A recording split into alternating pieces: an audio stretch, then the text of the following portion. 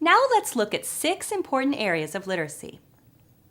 Every time you work with your child using the activities like the ones we suggest today, you will be helping to develop one or more of these areas of literacy. One part of literacy is concepts of print. Concepts of print refers to how print works. For example, in English, we read from left to right and from top to bottom. Books have a front and a back. Pictures are related to the words in the book, and they help to convey meaning too, and so on. Knowing these things helps children tackle all kinds of texts on their own, from menus to text messages to picture books, and it helps them better understand the literacy instruction in school. Another area of literacy is phonological awareness. This is the awareness of the sounds within words. Children show us their growing phonological awareness in several ways. Early on, they may recognize rhyming words like fun and run or make up their own rhymes. Later, children will also begin blending individual sounds together to create words. For example, blending together h, and g to make hug.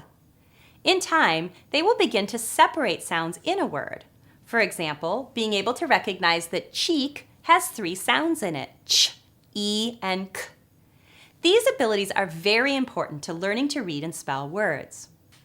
There are lots of fun ways that families can develop these abilities in their children, such as by singing songs and playing games with sounds.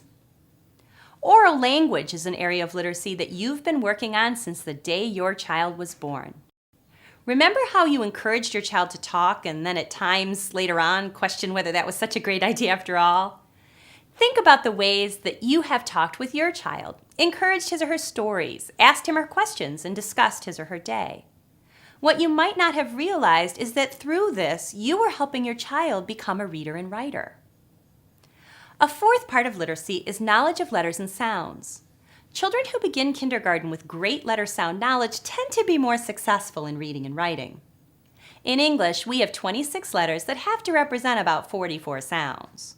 Learning how those letters are used to represent sounds within words is a big job for a child, but it's also a key to figuring out how to read and spell words.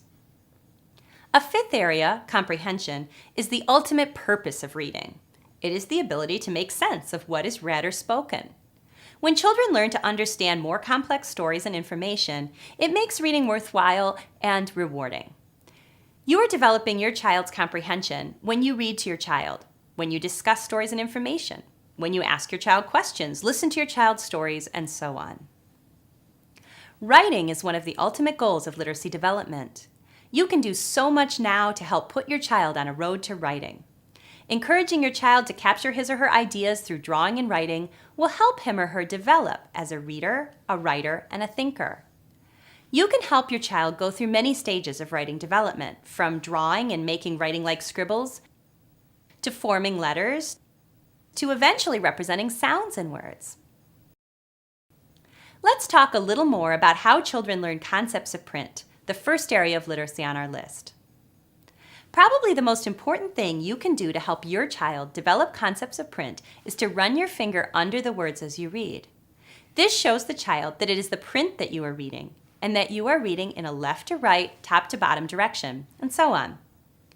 Talking to your child as you write can also help them understand that each group of symbols you write represents a word. For example, you might say, I'm writing beans in this shopping list. Beans. You can also develop your child's concepts of print by talking with your child about different parts of a text. For example, pointing out the ingredient list in a recipe and saying, here are the ingredients we need to make this recipe. Or flipping to the back of your owner's manual and saying, here is the index for this book about my car. Some books provide a really good chance to draw children's attention to print. Let me show you one of my favorites, Red-Eyed Tree Frog. As I read it, I run my fingers under the words. When I get to this page, I draw attention to the word no. I say, these letters spell no, N-O, no. On this page, I point out that this word says jump. For an older child, I might say, the author used all uppercase letters here. I think the author is trying to show us that this was a big or exciting jump. Here, I point out that the words say crunch, crunch, crunch. If I think a child is ready for it, I might ask, how many times does it say crunch? How do you know? If needed, I explain how I know. Then I get back to the meaning, talking about what crunch means and what happened to the poor moth. I hope you're getting some good ideas.